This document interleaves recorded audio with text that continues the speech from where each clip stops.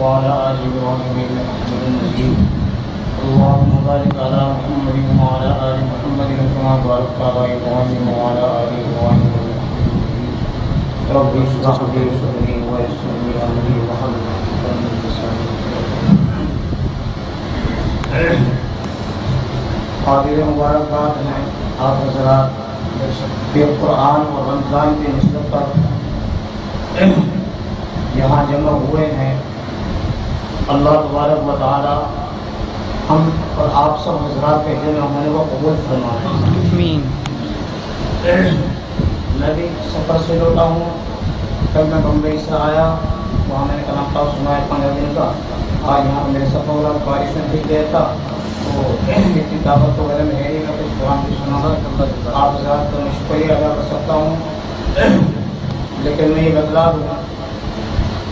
یہ قرآن کریم اللہ کی اتنی عظیم دولت ہے, اتنی مقدس کتاب ہے یہ, جس کو نازل کرنے کے لیے اللہ رب العزت نے اپنے حبیب کو چنا, اور اللہ نے اپنے آقا پر اس قرآن مجید کو نازل فرمایا.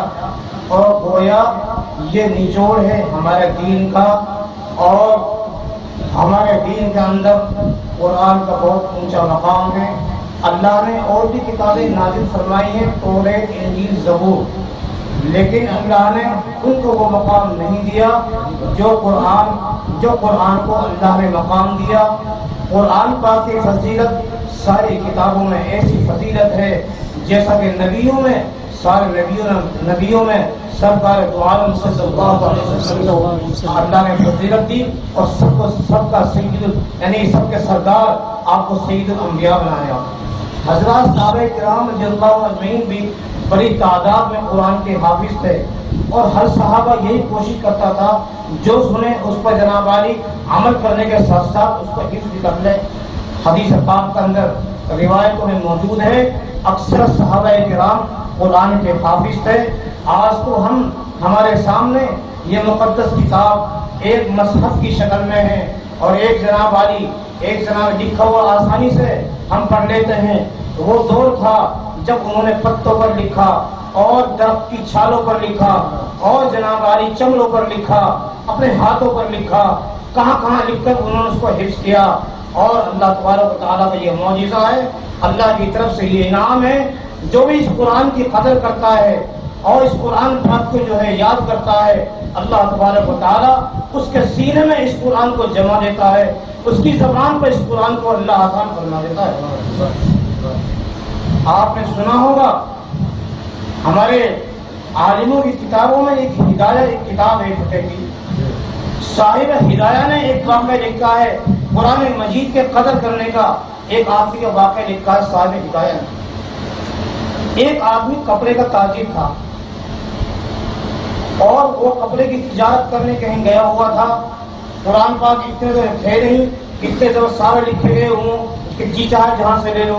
مشکل سے قرآن مجید کہیں کہیں ملتے تھے, اور زیادہ تر تو لوگ جو ہے بڑے بڑے لوگوں کے پاس میں وہ ایسی مذہب کی شکل میں جس شکل میں آج ہم قرآن پاک کو دیکھ رہے ہیں, ورنہ مختلف جگہوں پر مختلف چیزوں پر وہ لکھا ہوا تھا. لوگ یاد کرتے تھے جا کر, ایسا مستقل مذہب نہیں ملتا تھا.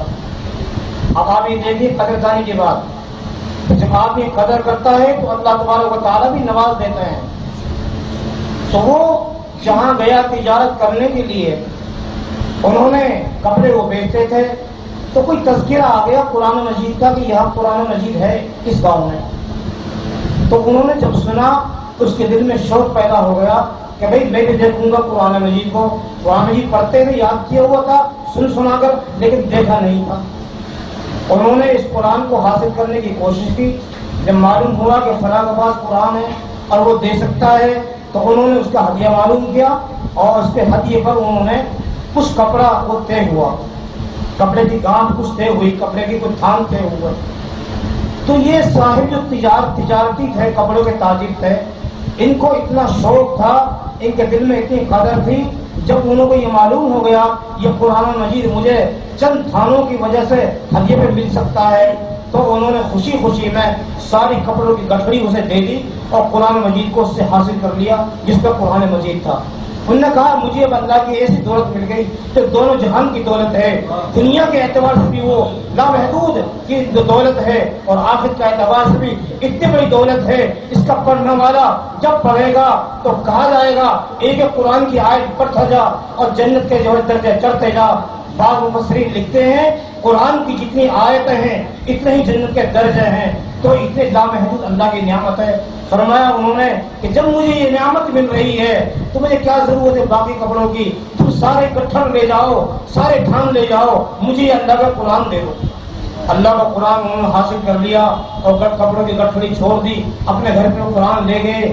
گھر پہ لے جانے کے بعد میں وہ مکان اس زمانے میں ایسے تو تھے نہیں کہ ایسے بن رہے ہوں کہ اتنی الماری ہوں، ایسی جگہ ہوں کہیں بھی رکھ دیا، بلکہ انہوں نے سوچا کہ اس قرآن پاک میں رکھنے کے لیے کوئی جگہ بھی ہونی چاہیے، گھر میں کوئی جگہ ایسی تھی نہیں، تو انہوں نے یہ مشورہ کیا، دونوں میاں بیوی نے یہ قرآن پاک کو میں لے آیا، اللہ کی نعمت، بڑی خوشی خوشی انہوں نے جناب والی قرآن پاک کو لیا، چوما، دل سے لگایا، سینے سے لگایا اور کہا کہ اب اس قرآن پاک کے لیے ہم اب تو رات ہو گئی، کل کو اس قرآن پاک کے لیے ہم کوئی جگہ بنائیں گے جہاں اس کو ادب سے رکھیں گے، لیکن رات بھر کیا ہو، تو انہوں نے یہ مشورہ کیا ہم رات بھر اس قرآن پاک کو لیے کھڑے رہیں گے، سینے سے لگا کر۔ کہا آدھی رات میں لیے کھڑا رہوں گا، اور بیوی سے کہا آدھی رات تم لیے کھڑے ہو۔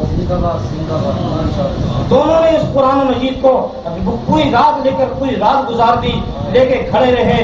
فرمایا جب صبح ہوتی ہے اللہ کی رحمت ان پر نازل ہوتی ہے قرآن کی قدر دانی کی وجہ سے۔ فرمایا صبح دونوں کو دونوں وہ حافظ تھے اللہ کی طرف سے، اللہ نے اتنا نوازا کہ وہ دونوں قرآن کی قدر کرنے کی برکت سے اللہ نے ان کو سینوں میں قرآن کو اتار دیا، قرآن کی روشنی عطا فرما دی اور قرآن کے وہ حافظ ہو گئے۔ علاقے میں چرچا ہوا، دنیا میں دیکھنے کے لیے آئی یہ قرآن کے قدردان ہیں جن کو اللہ نے اس کی برکت سے قرآن حافظ بنا دیا۔ آج میرے بزرگوں دوستوں، اللہ تبارک و تعالی ہمیں اس قرآن مجید کے پڑھنے کی، اس پر عمل کرنے کی توفیق عطا فرمائے۔ قرآن مجید اللہ تعالیٰ کے حکموں کے بعد میں سب سے اونچا ایسا عمل ہے جو اللہ کے قریب تک کرنے والا ہے۔ لکھا ہے کتابوں میں امام احمد بن حنبل رحمۃ اللہ تعالیٰ علیہ نے اللہ کو خواب میں زیارت کی اور متعدد مرتبہ خواب میں زیارت کی۔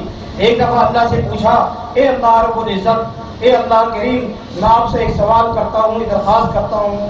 وہ درخواست یہ ہے کہ آپ مجھے کوئی عمل ایسا بتا دیجئے میں آپ کے اور زیادہ قریب ہو جاؤں، میں آپ کے اور مزید قریب ہو جاؤں۔ اگرچہ بہت زبردست عالم تھے، بہت سی حدیثوں کے لکھنے والے، قرآن مجید کی تلاوت کرنے والے، اور کتنے عمل، کتنے حج اور کتنا فقہ انہوں نے انجام دیا۔ اللہ سے پوچھتے ہیں اے اللہ میں سوال کرتا ہوں مجھے کوئی عمل ایسا بتا دیجئے کہ میں آپ کے اور قریب تر ہو جاؤں۔ اللہ رب العزت نے خواب میں ان کو فرمایا اے احمد تم میرے قرآن کی تلاوت کرو، میرے زیادہ قریب ہو جاؤ گے۔ قرآن کی تلاوت کا اللہ نے حکم دیا۔ میرے بزرگوں دوستوں، آج ہم اس قرآن مقدس کی تلاوت کریں گے، اس کی قدردانی کریں گے، اپنے بچوں کو پڑھائیں گے، اور فرمایا اس کی برکت سے ہم اللہ کے بہت زیادہ قریب ہو سکتے ہیں اور بہت زیادہ درجے حاصل کر سکتے ہیں۔ اگر ہم نے قرآن مجید اگر ہم پڑھ سکتے ہیں تو پڑھنے کی کوشش کریں، اگر ہم نے نہیں پڑھا تو ہم اپنے بچوں کو پڑھائیں۔ قرآن پاک کی برکت سے جنت کا داخلہ طے ہے، پڑھنے والے کا بھی، ان کے ماں باپوں کا بھی۔ ابھی آپ کو میں بتاؤں ایک قصہ آپ بیتی کا۔ ایک صاحب تھے ہمارے علاقۂ میوات میں، ایک بزرگ تھے، ان کی تقریباً 80 سال کی عمر کے قریب، لیکن تندرست تھے بوڑھے۔ وہ کہنے لگے، ہمارے ایک مفتی صاحب ہیں، مفتی بہنوی، مفتی مسعود صاحب، ان سے وہ کہنے لگے کہ جی مولانا میرے لیے بھی دعا کر دو، میری بھی تمنا، 2 تمنا ہے۔ کہ جی کیا تمنا ہے؟ ان کا میری 2 تمنا ہے کہ ایک تو میں حج کر لوں، ایک میں قرآن پڑھ لوں۔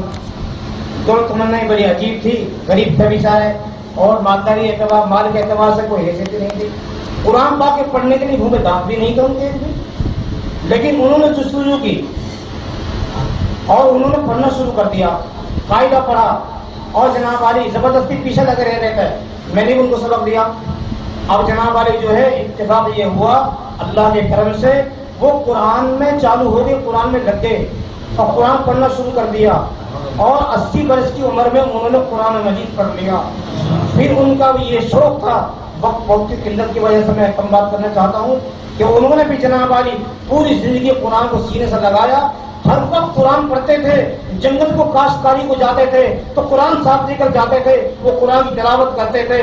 یہ تو قرآن کی برکت ان کو مل گئی. اب حج کی بات بھی ایسی ہوئی. وہ ایئرپورٹ پہ رو رہے تھے. لمبا واقعہ ہے کہ صاحب نے معلوم کیا کہ جی کیوں رو رہے ہو؟ انہوں نے کہا میں حاجی کو دیکھ کر رو رہا ہوں، میری اللہ سے دعا ہے کہ کوئی گھڑی ایسی آ جائے مقبولیت کی، اللہ مجھے بھی قبول کر لے اور میرا بھی سفر ہو جائے، حج کا میں بھی حج کر لوں. تو اس صاحب نے ان سے کہا کہ تمہارے پاس پاسپورٹ ہے؟ انہوں نے کہا میں تو پاسپورٹ کبھی سنا بھی نہیں، کیا ہوتا ہے میں نے دیکھا بھی نہیں. اس وقت میں وہ حج کمیٹی کی طرف سے ایک عارضی پاسپورٹ بنتے تھے 6 مہینے کے لیے. تو کسی حج کمیٹی کے آدمی نے ان سے کہہ دیا کہ بابا تم اپنے گھر والوں سے پوچھ کے تو آ جاؤ. گھر پہ گئے، وہ شام کو انہوں نے تذکرہ کیا کہ جی مجھے صاحب نے بلایا ہے ایئرپورٹ پہ کل کو اور کہا میں تمہیں حج کو بھیج دوں گا. لوگوں نے، گھر والوں نے، بچوں نے مذاق میں بات کو لیا، کہا او دیکھو بڑھاپے میں پیسہ یہ کر رہی ہے، کہا میں حج کو جا رہا ہوں، کیسی عجیب بات ہے. دوسرے دن وہ سب سے ملا کر معافی صاحب مانگ کر اور وہ ایئرپورٹ پہنچ گئے. پہنچنے کے بعد میں ان صاحب نے دیکھا وہ آ گئے ہیں. آنے کے بعد میں ان کو بلایا اور بلانے کے بعد میں ان کے ہاتھ میں تھا، انہوں نے جناب والی 5-7 آفیسروں کے پاس وہ مہریں تھی اور کاغذ میں مہریں لگوا کر پاسپورٹ تیار کیا، ٹکٹ دیا اور اس دن کے جہاز سے حج ان کو بھیج دیا.